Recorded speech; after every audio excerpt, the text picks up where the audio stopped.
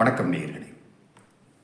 ஸ்ரீராமர் எவ்வளவு பெரிய வள்ளல் என்பதற்கு ராமாயணத்தில் ஒரு மகத்தான ஒரு காட்சி வருகிறது. ஒரு அந்தணர் யாச்சகம் வேண்டி, அதாவது பிட்சை வேண்டி ஸ்ரீராமரிடம் வருகிறார்.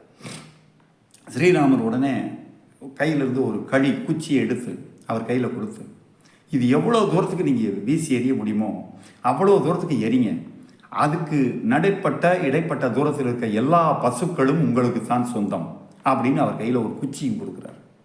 அந்தணர் உடனே தன்னுடைய பலம் கொண்ட மட்டும் எறிகிறார். கிட்டத்தட்ட நூற்றுக்கணக்கான மாடுகள் அந்த இடத்துல இருந்தக்கூடிய பசு மாடுகள் பூரா அவர் கிடச்சிருது. அதெல்லாம் ஓட்டிக்கிட்டு ஒரு பக்கம் கொண்டே நிறுத்திட்டு அவருக்கு ஒரு சந்தேகம் வந்துடுது. அந்த அந்தணருக்கு, ஸ்ரீராமரே ஒரே ஒரு சந்தேகம், என்ன கேளுங்க, உங்கள் சந்தேகம் என்ன கேளுங்க அப்படிங்கிறார் ஸ்ரீராமர் சிரிச்சுக்கிட்டே.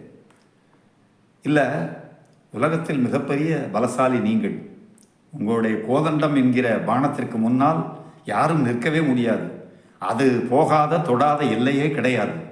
அப்படி இருக்கும்போது இந்த குச்சியை நீங்கள் எரிஞ்சிருந்தா இன்னும் நிறைய தூரம் போயிருக்கும், இன்னும் நிறைய எனக்கு பசுக்கள் கிடச்சிருக்குமே, அப்படியே நீங்கள் பண்ணலை அப்படின்னு கேட்டார். அதுக்கு ஸ்ரீராமர் பதில் சொன்னார், நீங்கள் சொல்கிறது உண்மைதான், உறுதியாக நீங்கள் எரிஞ்சிருக்கிறத விட அதிகமான தூரம் தான் எரிஞ்சிருக்க முடியும். ஆனால் எங்கே நான் குறைவாக கொடுக்க வேண்டும் என்று மனத்துக்குள் நினச்சிக்கிட்டு குறைவான தூரம் நான் வீசிடுவேனோ அப்படின்னு நீங்கள் நினச்சிடக்கூடாதே என்பதற்காகத்தான் கழியை உங்ககிட்ட கொடுத்தேன், அந்த குச்சியை உங்ககிட்ட கொடுத்தேன் அப்படின்னாராம். கொடுப்பதற்கு கூட ஒரு மனது வேண்டும்.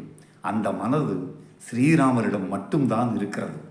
எதிரியும் பார்த்து, எதிரே உள்ளவருடைய குணத்தையும் பார்த்து கொடுப்பவர் ஸ்ரீராமர். அதனால்தான் அவர் ரகுராமர், ராஜா ராமர் என்பதோடு இன்றைய நிகழ்ச்சியை நிறைவு செய்வோம். மீண்டும் ஒரு நிகழ்ச்சியில் சந்திப்போம். நன்றி, வணக்கம்.